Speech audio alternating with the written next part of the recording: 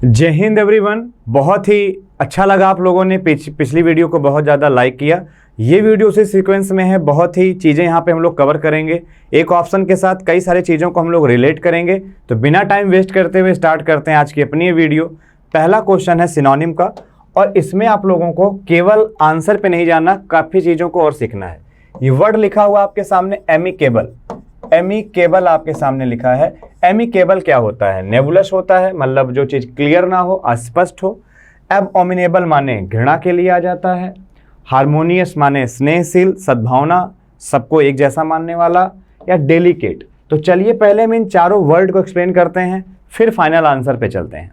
तो नेबुलस का मतलब होता है अस्पष्ट, उसके लिए आप वेग कह सकते हो, आप ऑब्स्क्योर कह सकते हो। आप नेबुलस ऐसे याद कर लो, नेबुलस, ये नेबू लस लस कर रहा है, ये नेबू है आम, मैं क्लियर नहीं हो पा रहा हूँ, तो नेबुलस याद हो जाएगा। अनक्लियर याद हो जाएगा, अनरीडेबल याद हो जाएगा। इनडिस्टिंक्ट आपके लिए बहुत अच्छा सा वर्ड होगा जो यहाँ से आप याद कर लेंगे। एबऑमिनेबल का मतलब होता है अप्रिय, आप ऐसे याद रखो, अब वो मीना एबल, अब वो मीना इतनी एबल हो गई है कि उसका जो नेचर है वो बहुत ज़्यादा अनप्लीजेंट हो गया है, बहुत ज़्यादा ग्रिटी हो गया है, अनपॉपुलर हो गया है। हारमोनियस माने संगत, कॉम्पैटिबल इसी से कहते हैं आप, कॉम्पैटिबिलिटी, कंसिस्टेंस, रेलिवेंट। आप ऐसे याद रखो, हारमोनियस आप कहते हैं हिंदू मुस्लिम सिख ईसाई आपस में सब भाई भाई, ये क्या है? ये हारमोनियस एप्टीट्यूड है। डेलिकेट माने होता बहुत ज़्यादा नाजुक, बहुत ज़्यादा फ्रजाइल, बड़ा ज़्यादा वर्ड इस्तेमाल किया जाता है। क्रिटिकल या ब्रिटल, ये सारे वर्ड आ जाएंगे। बाकी यहाँ पे तो कई सारे वर्ड हैं, तो आपको अब बताना होगा एमिकेबल क्या होता है। तो आपको मैं बताऊं, जहाँ कहीं भी आप एमी वर्ड देखते हो, AMI, एमी, AMI, ये हमेशा पॉजिटिव सेंस देता है, प्यार की बात करता है। तो एमिकेबल हो गया आपके सामने, एमिएबल हो गया आपके सामने, उस सब का मतलब होता है हारमोनियस, यानी कहीं ना कहीं वो प्यार की बातें करते हैं, अफेक्शन की बात करते हैं। एमिकेबल मैंने आपसे कहा, फ्रेंडली उसी को आप कह सकते हैं। तो आंसर विल बी सी, क्योंकि बाकी के जो आंसर है, नाजुक तो आप कहोगे नहीं, अस्पष्ट आप कहोगे नहीं, अप्रिय आप कहोगे नहीं, तो हारमोनियस ही है जो क्या है, बहुत ज़्यादा एमिकेबल है। Next word is admonish. Admonish क्या होता है? रिप्रूव करना, किसी को प्रेज करना, एश्योर करना, एश्योर रहिए हो जाएगा, या रिकलेक्ट करना। तो रिप्रूव का मतलब तो हो गया निंदा करना। अब किसी को बार बार आप एक ही चीज प्रूव कर रहे हैं, मतलब आप उसकी निंदा कर रहे हैं, रिप्रूव हो गया। ठीक है। पिलोराय आपके लिए बड़ा अच्छा सा वर्ड आ जाएगा यहाँ पे। डिप्लोर अच्छा वर्ड होगा, डिक्राई अच्छा वर्ड होगा। प्रेज माने प्रशंसा, तो उसके लिए एडमायर करना, एडमायरेशन आपके सामने हो गया।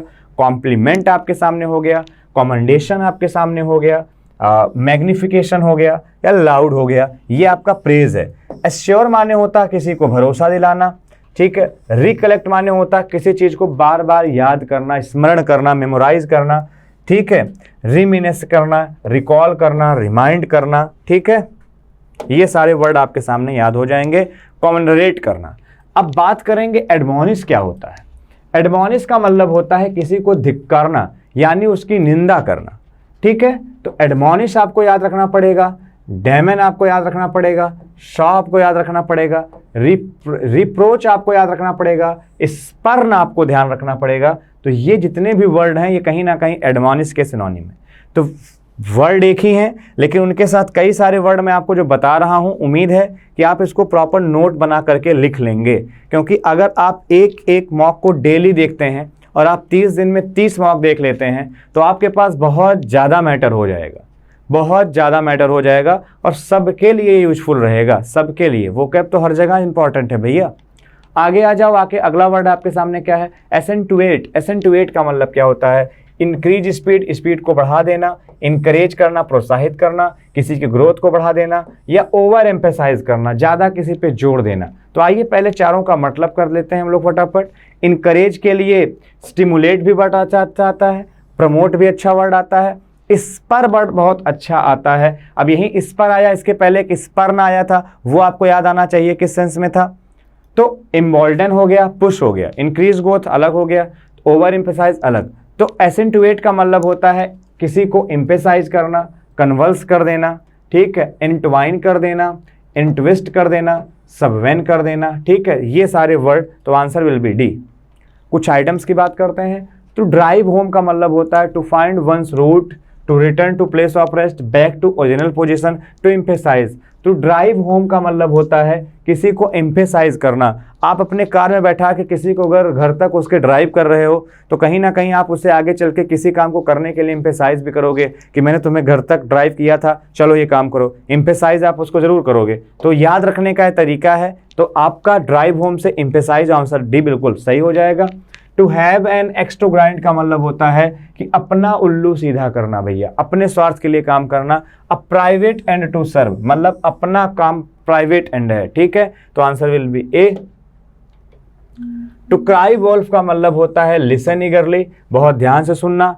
To give false alarm, to turn pale, to keep off starvation, ठीक। तो क्या आंसर होगा? इसका आंसर होगा किसी को झूठी खबर देना, to give false alarm, a cry Wolff.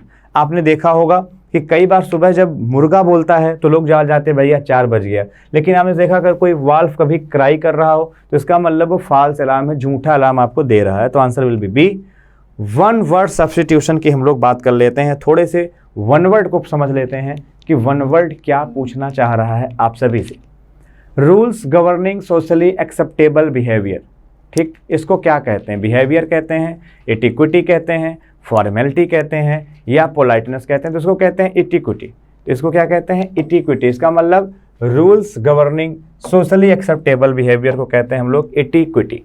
A person who is easily deceived और ट्रिक्ड, एक आदमी जिसे बहुत ही आसान तरीके से, इतना भोला भाला है, बहुत आसान तरीके से उसको आप ठग सकते हो, आप उसको धोखा दे सकते हो। डिसीव माने धोखा देना, स्पेलिंग ध्यान रखिएगा, DECEIVE होती है। सी के बाद जब कभी लिखना होता है तो हम EI लिखते हैं, आपको ये पैटर्न ध्यान रखना होगा, ठीक है। तो आपको उसको क्या कहते हैं? आप उसको कहते हैं गुलिबल, यानी बहुत ज़्यादा सीधा साधा। ट्रेंजिबल का मतलब होता है वास्तविक, जो रियल है। ट्रबल का मतलब होता है मुसीबत, और ट्रिक्स्टर माने होता है चालबाज। तो चालबाज को आप क्या ठगोगे? वो तो खुद ही चालबाज है। आप ठगोगे किसको? बोले सीधे साधे आदमी को। नेक्स्ट वर्ड देखते हैं, submission to all that happens as inevitable. तो उसको हम क्या कहते हैं? फेटलिज्म, फेटल हो गया आपके सामने, ठीक है। सुपरसिस्टन हो गया आपके सामने, प्रैग्मेटिज्म आपके सामने हो गया, पेसिमिज्म आपके सामने हो गया। तो आपको मैं बताता हूँ, फेटलिज्म होता है भाग्य पर भरोसा करने वाला, फैटल FATL फैल पर, भाग्य पर भरोसा रखने वाला, जो अपने लक पर डिपेंड होता है। सुपरसिस्टन माने होता है अंधविश्वास।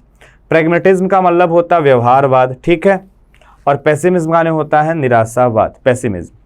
तो आपको याद रखना होगा, उसको हम लोग क्या कहते हैं? फेटलिज्म कहते हैं, ठीक है, जो ऐसा मानता है कि सब कुछ भाग्य पर ही डिपेंड होगा। वन वर्ड हो, आपके सामने इडियम फ्रेज हो, आपके सामने सिनोनिम एंटोनिम हो, ये तो इंपॉर्टेंट है। साथ साथ थोड़ी सी ग्रामेटिकल FIB जो आपके सामने पूछी जाती हैं, ये भी बहुत ज़्यादा इंपॉर्टेंट होती हैं। आइए एक एक करके इनको भी सीखते हैं। सुरेन्स माइंड वाज अट्यून्ड म्यूजिक, वो किस चीज़ के लिए अट्यून्ड है, किस चीज़ के लिए है? तो अट्यून्ड के साथ प्रीपोजिशन क्या आती है? टू आती है। साथ ही साथ याद रखिए की के साथ भी टू आता है। आप ऐसे ध्यान रखिए, ऑब्जेक्शन के साथ भी क्या आता है? टू आता है। प्रून के साथ भी क्या आता है आपका? टू आता है। यूज्ड के साथ भी टू आता है, लुक फॉरवर्ड के साथ भी टू आता है। तो ये सारे वर्ड आपको ध्यान रखने होंगे। नेक्स्ट आते हैं, प्रशांत इज कॉन्फिडेंट हिज सक्सेस। तो कॉन्फिडेंट है किसके रिगार्डिंग? अपने सक्सेस के रिगार्डिंग। तो कॉन्फिडेंट ऑफ हिज सक्सेस हो जाएगा यहाँ पर। कॉन्फिडेंट ऑफ आपको ध्यान रखना होगा, श्योर ऑफ, कॉन्फिडेंट ऑफ, ठीक है। आप ऐसे याद रख लीजिएगा यहाँ पे, फॉन्ड ऑफ, शौकीन किसी चीज़ का, सर्च ऑफ, किसी चीज़ की खोज में। तो इस तरीके से आपको चीज़ों को रिलेट करके पढ़ना पड़ेगा, ठीक है। द मदर वाज एनेक्सियस, एनेक्सियस है तो किस रिगार्डिंग? तो ऑफ आप लगा देते हो। कोई टॉपिक वगैरह हो तो आप अबाउट लगा देते हो। तो anxious about the safety of her son, तो एनेक्सियस अबाउट आपके सामने हो जाएगा। टॉक अबाउट, एनेक्सियस अबाउट, इस तरीके से चीज़ों को याद रखिए। Take this medicine and you will get rid, get rid of का मतलब होता है एक फ्रेज है जिसका मतलब होता है किसी चीज़ से छुटकारा पा जाना। गेट रिड ऑफ, किसी चीज़ से छुटकारा पा जाना। तो आंसर आपका बी होगा। English is an international language, तो अगर इंग्लिश के पहले आप दा लगाते हो तो दा इंग्लिश का मतलब हो जाएगा अंग्रेज लोग, जो कि आप कर नहीं पाओगे। कई बार आपने एक ट्रांसलेशन देखा होगा, आपको जनरली जब आप अपने एकेडमिक में होते हो सिखाया जाता है अंग्रेजी अंग्रेजों की भाषा है, English is the language of the English. लेकिन यहाँ अगर आप द इंग्लिश करते हैं तो इसका मतलब हो जाएगा अंग्रेज, तो आप वो कर नहीं पाएंगे। अच्छा, अगर ये किसी लैंग्वेज का नाम है तो ये प्रॉपर नाउन है, और प्रॉपर नाउन के पहले हम आर्टिकल का इस्तेमाल नहीं करते, तो नो आर्टिकल डी आपका राइट आंसर होगा। वॉइस के कुछ क्वेश्चन को आइए समझने की कोशिश करते हैं। We will finish the lesson before this month. अगर आप देखिए, कभी भी आप कोई भी मॉडल हो, can, could, shall, should, will, must, कुछ भी हो, आप अगर मॉडल के साथ कभी भी वर्ब की फर्स्ट फॉर्म लिखते हैं तो पैसिव बनाते समय आपको ध्यान रखना होगा मॉडल बी और वर्ब की कौन सी फॉर्म, थर्ड फॉर्म। तो अब अगर विल है तो आर तो नहीं होगा, हैव तो नहीं होगा, विल फिनिश नहीं होगा, विल बी फिनिश्ड केवल यहाँ है, तो आंसर आपका सी बिल्कुल सही है। तो आप इस तरीके से सही क्या है ये मत देखिए, गलत कौन कौन है, गलत क्यों क्यों है, आप उनको देखिए, ठीक है। The dogs were chasing the girl. अब टेंस और सेंस नहीं बदलता, वाज वर है तो वाज ही वर रहेगा, हैड को हटाइए। बट मैं आपसे कह रहा हूं गर्ल के अकॉर्डिंग वर भी तो नहीं आता, वर को भी हटाइए। जब आपने देखा उस वर्ब में आईएनजी फॉर्म लगा हुआ है और वो एक्शन की तरफ इशारा कर रही है तो उसका पैसिव बनेगा बीइंग के साथ वर्ब की थर्ड फॉर्म। तो ए में नहीं आया है तो आंसर आपका डी बिल्कुल सही होगा। नेक्स्ट आते हैं, he had completed the work. आप देखें हैड के साथ अगर वर्ब की थर्ड फॉर्म है तो कुछ मत करो, हैड रखो, बीन रखो और वर्ब की थर्ड फॉर्म लिखो, यानी थर्ड फॉर्म को ही हम चेंज कर देते हैं बीन के साथ वर्ब की थर्ड फॉर्म में। टेंस और सेंस बदलते नहीं, तो हैड का हैज वाज इज करेंगे नहीं, हैड बीन V3 आपका डी राइट आंसर होगा। नेक्स्ट आते हैं नरेशन की तरफ। The student said let me come in. कोई पूछे यहाँ पे इन क्या है तो इन यहाँ पे एडवर्ब है। अगर यहाँ हम लिख देते हैं इन द रूम तो इन यहाँ पे क्या होता, प्रीपोजिशन होता, क्योंकि द रूम इस इनका ऑब्जेक्ट हो चुका होता। बट अभी इन क्या है आपका, एडवर्ब है। तो उसने क्या किया, दैट लेट्स को कभी तो हम जोड़ेंगे नहीं, इफ ही तो हम करेंगे नहीं, यहाँ सेड है तो वहाँ इज होगा नहीं, तो हम सिंपल सा लिख देंगे the student requested to let him come in. He said babies drink milk. मैंने एक बार इस क्वेश्चन को डिस्कस किया है, he said babies drink milk को आप ऐसे समझना, अगर ये कॉमा ना लगा होता तो ये फैक्ट होता कि बेबी मिल्क को ड्रिंक करता है, ठीक, तो आप दैट लगा करके जोड़ देते। बट लिखा बेबीज ड्रिंक मिल्क, यहाँ कॉमा लगा, मतलब वोकेटिव केस से बाहर लाइए, तो he advise the babies to drink milk. Imperative में जैसा सेंस हो वैसा ही बनाते हैं, एडवाइस करें, ऑर्डर करें, रिक्वेस्ट करें, बाकी टोल्ड तो इंपरेटिव में आएगा नहीं, सेड इंपरेटिव में आएगा नहीं। I said I came here yesterday. आप बिल्कुल बिल्कुल बिल्कुल आराम से इस बात को समझिए, यस्टरडे आ गया है तो इसको प्रीवियस डे में बदलना होगा। यस्टरडे तो नहीं रहेगा, दिस डे होता दैट डे कर देते, टुडे होता दैट डे कर देते, ये नहीं करोगे। यस्टरडे को द प्रीवियस डे, और हेयर को भी देयर करते हैं तो हेयर को भी देयर कर दिया गया। मेन बात है केम को जानना, केम अगर वर्ब की सेकंड फॉर्म है, वायस के लिए हम वाज वर्ब के साथ थर्ड फॉर्म करते हैं, नरेशन के लिए उस सेकंड फॉर्म को हैड और वर्ब की थर्ड फॉर्म में चेंज कर देते हैं। हैड और वर्ब की थर्ड फॉर्म यहाँ पर है नहीं, तो आपका आंसर जो होगा सी बिल्कुल सही हो जाएगा। आगे बढ़ेंगे हम लोग कुछ स्पॉटिंग एरर की तरफ, इसको समझेंगे। Equator divides the earth into 2 hemisphere. Equator क्या होता है, आपने कभी देखा हो पृथ्वी को दो भागों में क्या करती है, वो डिवाइड कर देती है, तो जो डिवाइड कर रही है वो एक ही तो है, तो ओनली वन के लिए हम क्या लगाते हैं, दा लगाते हैं, तो यहाँ लिखना पड़ेगा हमें द इक्वेटर। वैसे भी ज्योग्राफिकल यूनिट है तो दा लगाना पड़ेगा। The patient recover so fast that the expert doctor were also surprised. So fast that the expert doctors were also surprised, ये रिजल्ट है और ये इसी का कॉज है। कॉज क्या है, कॉज इसका ये है कि पेशेंट ने रिकवर किया। रिजल्ट क्या निकला, रिजल्ट ये निकला कि डॉक्टर लोग क्या हो गए, सरप्राइज हो गए। तो अगर रिजल्ट आपका पास्ट में है ना तो कॉज भी पास्ट में होगा, आपको लिखना पड़ेगा रिकवर्ड। तो रिजल्ट जिसमें है कॉज भी उसी में होगा, ये आपको ध्यान रखना है। आगे बढ़ेंगे। All of sudden Shweta remembered that she has not locked the office. ध्यान से देखें तो पास्ट की बात हो रही है, तो आगे आप हैज नहीं, आपको क्या लिखना पड़ेगा, हैड लिखना पड़ेगा। Answer will be C. I will work for you as long as you will pay. As long as तब लगाते हैं जब दोनों चीजें कैसे चलें, पैरेलल चलें। जब तक आप मुझे पे करोगे तब तक मैं आपके लिए काम करूंगा, तो पैरेलल चलने के लिए एज लॉन्ग एज। पर ध्यान रखना एज लॉन्ग एज है आपके सामने, इफ है आपके सामने, अनलेस है आपके सामने, when, until, as soon as, ये सारे वर्ड आपके सामने हैं। उसमें हम मॉडल का इस्तेमाल नहीं करते, हम लिखेंगे यू पे। ही होता तो हम पेज कर देते, यू है तो हम पे करेंगे। नेक्स्ट आते हैं, ही ऑलवेज वांट। तो ही के अकॉर्डिंग हम वांट नहीं करेंगे, ही के अकॉर्डिंग हम वांट्स करेंगे, क्योंकि सब्जेक्ट अगर हमारा सिंगुलर है तो वर्ब भी हमारी सिंगुलर होनी चाहिए, और वर्ब की फर्स्ट फॉर्म प्लूरल होती है। फर्स्ट फॉर्म में अगर यस या यस लगा दें तो इसको हम क्या मानते हैं, सिंगुलर मानते हैं, फर्स्ट फॉर्म को हम क्या मानते हैं, प्लूरल मानते हैं। ठीक है।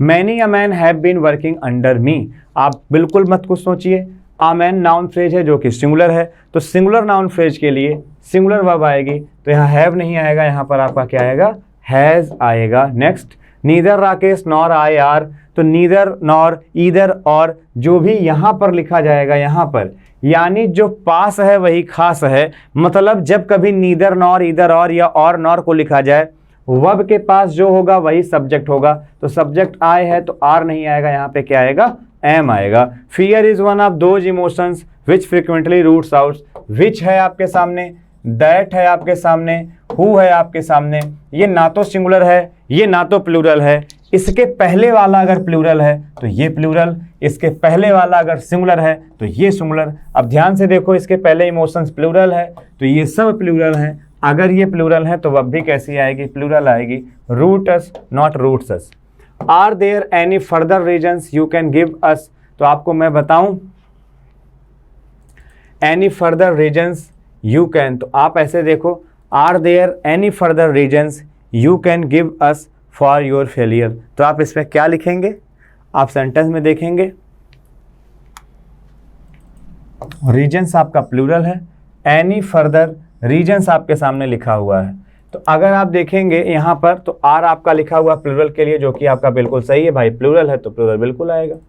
ठीक है। एनी जब आप कभी लिखते हो, एनी बॉय, तो एनी के साथ नाउन आप सिंगुलर लिखते हो। ठीक है।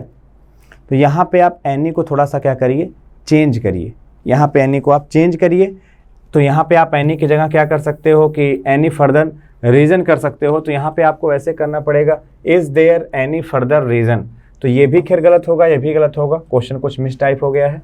नेक्स्ट आते हैं हम लोग, you and I am going to, अब देखो यू एंड आई कितने हो गए, 2 हो गए, अगर सब्जेक्ट हमारे मोर देन 1 है मतलब वो प्लूरल है, प्लूरल है तो वहाँ पे आप एम मत लगाइए, वहाँ पे आप लगाइए आर, और आपको ध्यान रखना होगा ये सेकंड पर्सन, ये फर्स्ट पर्सन, तो 2, 3, 1 भी आपको याद आना चाहिए, सेकंड पर्सन फर्स्ट पर्सन। ठीक है। तो आपको मैं बता दूं, वीडियो भले ही छोटी है, यहाँ पे आप चीज़ों को बहुत ही डिटेल में सीख रहे हैं, आप प्रॉपर इनके नोट्स बनाते चलिए, बहुत ज़्यादा मदद आपको मिलेगी। आप वीडियो का टाइमिंग नोट कर लीजिए, किस टाइम पे आपके पास वीडियो आ रही है, आप उसी दिन उसको प्रॉपर कॉपी में नोट्स बनाइए, प्रॉपर लर्न करिए। मैं आपको दावा करता हूं कि अगर आपने इस तरीके की ज़्यादा नहीं केवल 25 से 30 वीडियो भी पढ़ ली तो आप किसी भी पेपर में जाओ, आपको इंग्लिश बहुत ही ईजी लगने वाली है। तो वीडियो कैसी लगी कमेंट करके बताएं, आपके क्या सजेशन है कमेंट करके बताएं। वीडियो अगर आपको बहुत अच्छी लगती है तो अपने दोस्तों के साथ इसे लाइक करिए, दोस्तों के साथ इसे शेयर करिए, आप भी वीडियो को लाइक करिए। और अगर आपने अब तक हमारे चैनल को सब्सक्राइब नहीं किया है तो प्लीज़ चैनल को सब्सक्राइब करना ना भूलिए। Thank you very much. जय हिंद।